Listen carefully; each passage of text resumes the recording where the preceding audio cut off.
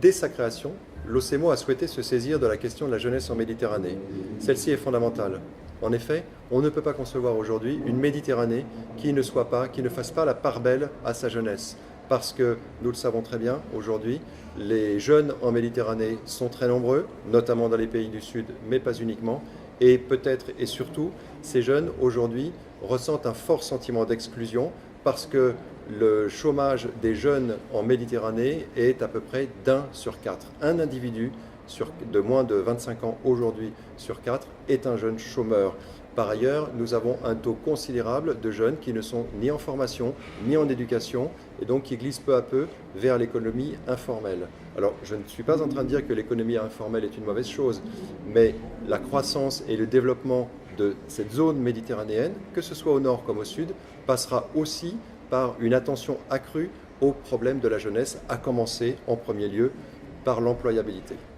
Les défis actuels sont très nombreux. Le premier d'entre eux, c'est l'inclusion de la jeunesse. Permettre à cette jeunesse, car encore une fois, elle est très nombreuse, c'est une population que l'on doit cesser de marginaliser, permettre à cette jeunesse de faire partie de notre société dans le cadre du contrat social que nous, les adultes, globalement, au nord comme au sud de la Méditerranée, nous avons avec nos jeunes est fondamental.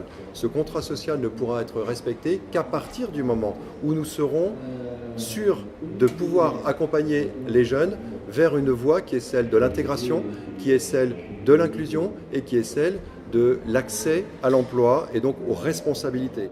Regardons les panels qui ont eu lieu aujourd'hui, lors de notre journée de l'employabilité. On se rend bien compte que les jeunes ont des choses à dire, qu'ils ont une véritable prise de conscience sur leur situation, mais au-delà de leur situation, sur la Méditerranée ou ce que devrait être la Méditerranée de demain. En tout cas, ce qui est sûr, c'est qu'ils y travaillent et qu'ils sont en train de se saisir de la question.